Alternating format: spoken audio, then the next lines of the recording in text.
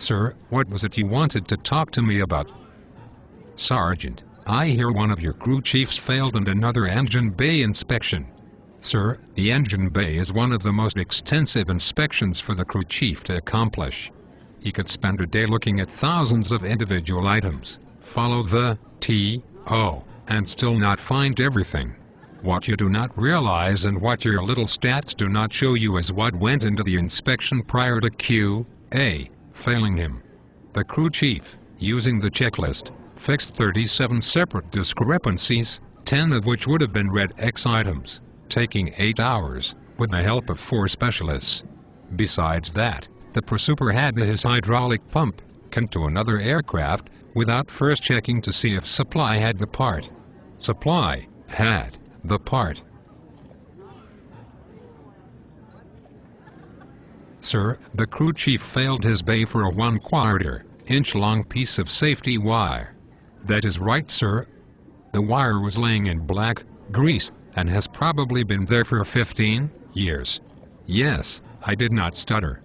Because of that little piece of sheet, safety wire, the crew chief failed the engine bay. Well, he should have been following the TO regulations for doing the engine bay. Sir, I told you, the crew chief did follow the checklist. If you were to put QA on the engine bay first, I could fail that inspector by having my crew chief follow up with his inspection. Remember, sir, of all the different shops that work on the aircraft, crew chiefs get approximately 90% of all inspections done by QA. Yes, sir, in case you were not listening, crew chiefs get bent over, without even the friggin' courtesy of a reach around, for 90% of all inspections. That is why it appears crew chiefs have a much higher rate of failures compared to all other areas. Until the Air Force invents robots to inspect, maintain, and launch aircraft, and being crew chiefs are still human, there will continue to be failed inspections. All we can do is try to improve our system knowledge. Sergeant, that is not good enough. I am going to shot a brick. Sergeant, I also heard that your crew chief failed a wash inspection for not properly taping an aircraft for wash. Sir, the crew chief spent 3 hours taping the aircraft for wash utilizing the TO.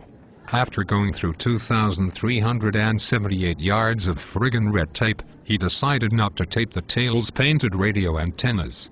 Since the upper tail section was not dirty, the crew chief was trying to use common sense and washed the aircraft without washing the tail section.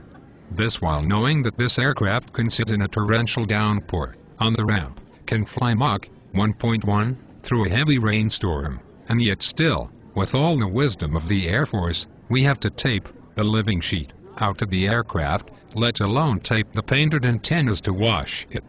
That's right, sir, I did not stutter. A painted antenna requires friggin' red tape before washing. Sir, we were pressed to get that aircraft back because our fix rate is falling behind our break rate.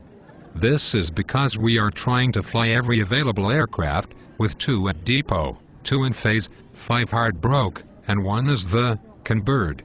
Then operations decides to add 2 aircraft to the schedule which were not supposed to be on the schedule the day prior, only to be cancelled the next day by ops request. Not only does it interrupt our maintenance planning, it really blows one's mind how anyone can operate this way. Sergeant, you know the Air Force does not allow the use of common sense. It is strictly prohibited. If you say that word again, I will have to write you up. We are to only follow our maintenance and safety regulations and directives which I expect every maintainer to know. Sir, if my maintainers would even follow 10% of all the AF written guidance to the letter, we would not turn a single wheel. My crew chiefs are too damn busy trying to maintain broke aircraft. They do not have time to dig into the 100 million pages of complicated regulations. Let me remind you that my guys have an excellent safety record, are good mechanics, and must react to shitty weather conditions from both extremes. Then we have ops daily changing, flying demands, pilots' egos, to deal with, constant pressure from the prosuper on up, to work like we have more jets and people than we really have. To boot, we tow jets in circles back and forth because meteor showers are being forecasted in the Andromeda Galaxy. We do this, working on aircraft that have twice as many hours as they were originally built for, and using overpriced parts that have been rebuilt 150 times from overpaid and sometimes shady civilian contractors. Adding to this, crew chiefs do the job of supply, finance, MPF, CE, security, training, age, and firehouse, because for some bullshit reason, those areas do not have the fucking capability to do their own job. It baffles the hell out of me how we even can fly aircraft with all the added ancillary bullshit we are required to accomplish while doing the job of 90% of all A.F. specialties. Don't even get me started on CBT requirements. Sergeant, your crew chief's inspection failure rates are too high. Your people constantly violate 36-2903 uniform standards, wearing incorrect cold weather gear, have steel showing through on their boots, and have too much grease on their uniforms. They are a bunch of burger-picking, knuckle-dragging hooligans, with no military bearing or discipline.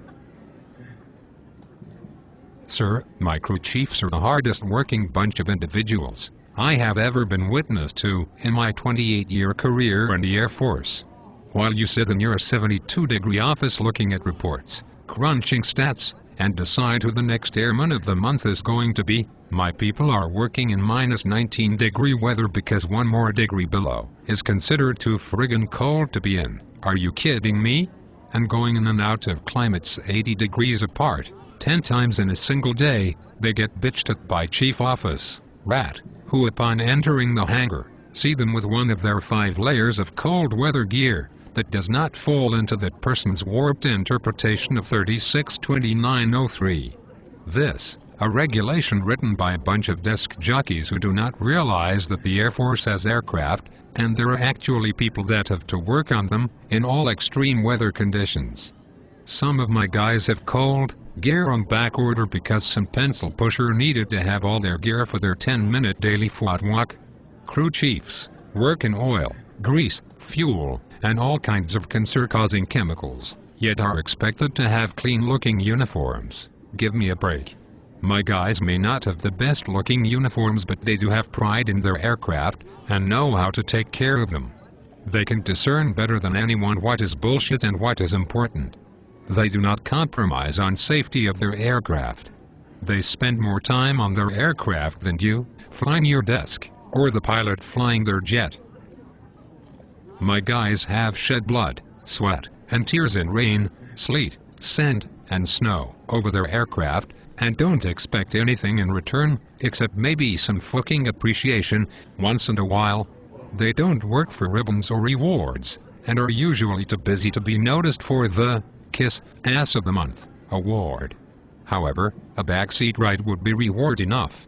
They have to watch actors, VIPs, life support, politicians, and that desk jockey that got caught doing his job, climb in the back of a 2-seater to get a ride, while the crew chief is probably about 7 years overdue getting theirs. Crew chiefs are the first to get kicked when things go wrong and the last to get thanked when things are done right. Although crew chiefs respect our fellow maintainers, the aircraft could fly without loaders or box swap purse, but it cannot fly without the crew chief. The pilots may get the glory, but the crew chief knows he is responsible for much of it. I don't care. Sir, did you hear a damn thing I said? I don't care. I am going to go home and shat a brick house. I don't care. I am going home and drive 2 16D nails through my nipples and slit my sack with a dull razor. I don't care. Hey Sergeant, I have to go.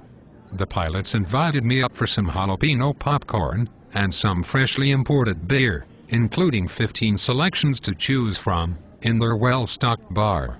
If you were an officer, I would invite you to come. Since you are not, get your ass back to work. And don't let me catch those crew chiefs drinking beer in the parking lot after work. We have strict regulations against such an act. And Sergeant, If you don't get those damn crew chiefs whipped into shape, I will do it myself. I know 8 styles of Chinese ninja, karate, and trained under Sin, say, Mr. Hong Lo.